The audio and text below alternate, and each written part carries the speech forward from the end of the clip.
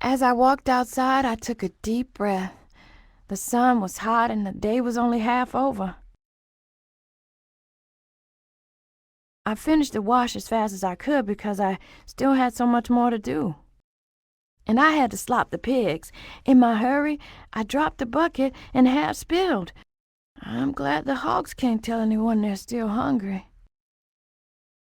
I was about to start scrubbing the pots when Mr. Otis grabbed me.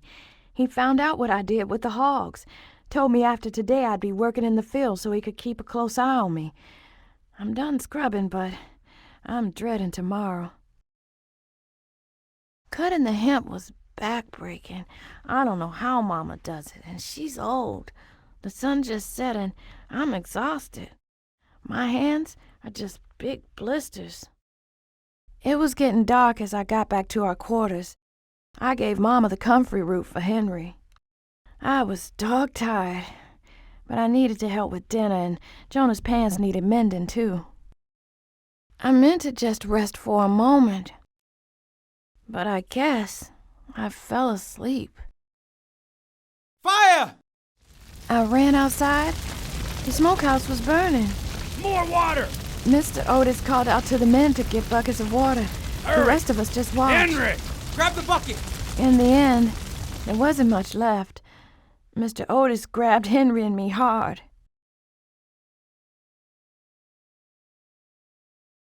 Reverend Rankin found a home for me in Red Oak, a little bit north of Ripley. A lot of free blacks live here. Abigail and Morgan Wright took me in. The story is that I'm their niece. They run a laundry business and I've been helping with washing and sewing. They pay me and, over the last year, I've saved $37. Aunt Abigail has been teaching me to read some. I've gotten a lot better. I wish Jonah could be here too. I miss my real family so much. But what can I do? I may be free, but now I'm pretending to be someone else.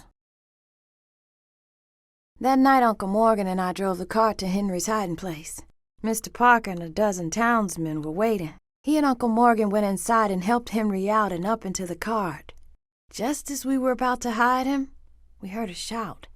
It was Mr. Bertram and two of his men. He had a gun in one hand and demanded we hand over Henry. Mr. Parker stepped forward and asked for his proof. Mr. Bertram chuckled, reached into his pocket, and frowned. Get the sheriff! Mr. Parker called out for someone to get the sheriff. Then he started to climb into the cart, making to drive away. But Mr. Bertram pointed his gun and said he'd be taking Henry anyway. His men drew their guns, too. Thankfully, Sheriff McKee came running. He said that Mr. Bertram wouldn't be taking anyone anywhere unless he saw an affidavit. Mr. Bertram gave us all a hard look and then turned and walked away without a word. I ran over to Henry. As I was readying to go to Canada, Miss Hatcher got sick, not cholera, but sick enough. I insisted on staying behind for a little while to take care of her. Fortunately, Jonah went ahead with Aunt Abigail and was safe when the trouble started. Okay, boys, lot number 7. Here she comes, a young negress from Tobias King's estate, strong and good with animals and needlecraft. We'll start at $700. What's that, sir? You heard she run off. True enough, but Mr. King had a reputation for laxity. I'm sure you'll have no problem with her, sir. Do I hear $700? Yes, sir, 700. 750, yes. Do I hear 800? 800, yes. 800? 800? 800. Any more? Any more? 800, going once, twice. Sold!